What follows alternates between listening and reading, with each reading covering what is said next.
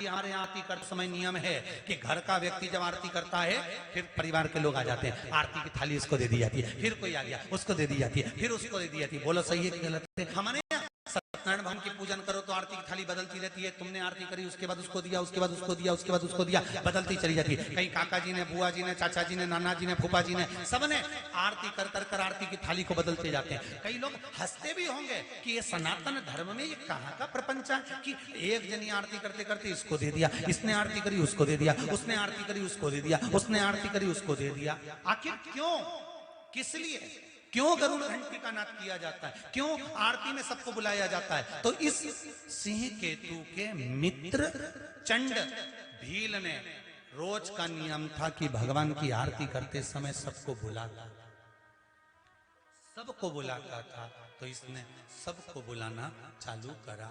सबको बुलाते बुलाते इसका नियम था, आखिरी में पत्नी को आवाज लगाता था कि सुनो आरती प्रारंभ हो रही है, आ जाओ, जल्दी आओ। और आज ये भूल गया कि मेरी पत्नी तो जलकर भस्म हो गई थी। बस आरती की थाली हाथ में थी और चंड ने पुकारना प्रारंभ करा, सुनती हो देवाधिदेव महादेव की आरती प्रारंभ हो रही है, जल्दी आओ, जल्दी आओ। और आरती शुरू हुई। भगवान शंकर के शिवलिंग के ऊपर दीप की बाती जाती है और पत्नी दौड़कर जले हुए मकान में से बाहर निकल कर आ जाती है। धधकते हुए उस अग्नि में से पत्नी निकलकर बाहर खड़ी हो जाती है। पति की आरती के समय पर जब थाली पत्नी ने हाथ में ली, पति देवाधिदेव महादेव को देखता है और अपनी धर्म पत्नी को देखता है, ये कौन आ गया? आरती पूरी होती है। पति ने देवाधिदेव महादेव को प्रणाम कर कर अपनी धर्म पत्नी से पूछा, तुम कहां से आ गई? तुम्हारी चिता की भस्म तो शिव जी को चढ़ाई है। पत्नी कहती है, मैंने जब मकान में आग लगाया, आग लगाकर जैसे ही पहला चरण मैंने अंदर रखा, रखते से ही एक बूढ़ा सा बाबा और एक बुढ़िया सी माँ अपनी गोदी में अपने पल्लू से मुझे ढककर अंदर सुला ली और मेरी नींद लग गई थी। मुझे नहीं मालूम कि क्या हुआ।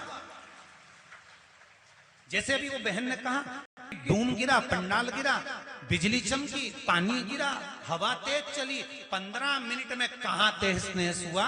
मैं उस टेंट के अंदर थी पर यह पता नहीं पड़ पाया कि मुझे बचा कौन रहा था, कौन था, कहां से आ गया, कैसे आ गया। ये बेटी वेंटिलेटर पर पड़ी थी, कहां से शिव आ गया, कहां से बचा लिया। वो गाय लकवा लग गया था, नीचे गिर गई थी, सारे डॉक्टरों ने कह दिया नहीं उठेगी, पर बाबा का नाम लेकर उठी तो सरीना। तो कहां से शिव आता है, कैसे शिव आता है, कहां पहुंच जाता है, ये मालूम तो पड़े। पत्नी से पूछा, तू कैसे आ गई?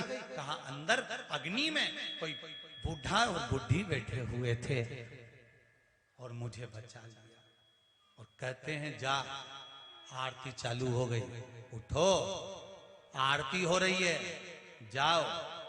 मेरे घर के बेटा और बेटी से निवेदन है, मेरे घर के बुजुर्गों से निवेदन है, मेरे घर की बहुओं से, घर के युवान बेटा बेटियों से निवेदन है, जिस समय तुम्हारे घर में आरती की आवाज आए, तुम नहाए कि ना नहाए, तुमने स्नान करा कि नहीं करा, उस आरती के समय पर उस दिए की एक झलक पाने के लिए माँ के सामने, उस भगवान के सामने जाकर खड़े हो जाना। दुनिया का आधा दुख तो समाप्त हो जाएगा, आधा दुख समाप्त हो जाएगा।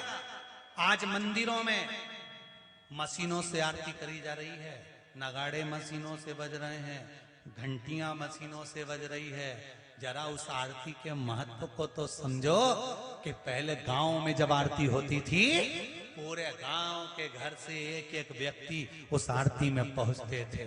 सब नहीं जा पाते थे तो एक घर का व्यक्ति पहुंचता था। क्यों पहुंचता था? कि जब वो आरती में से आता था तो आरती की बलैया लेकर जब वो घर में पहुंचता था, उसके आरती की बलैया लेते समय हाथ में जो आंच लग जाती थी, कपूर की लो लग जाती थी, वो घर के जिस अंग पर, घर में जहां जहां वो हाथ लगता था, उस घर से अला बला सब चली जाती थी। क्यों कहते हैं कि आरती में जाओ? क्यों कहते हैं कि घर में आरती हो तो मंदिर नहीं जा सकते? तो घर की आरती को अपनी खिड़की में से झांक कर तो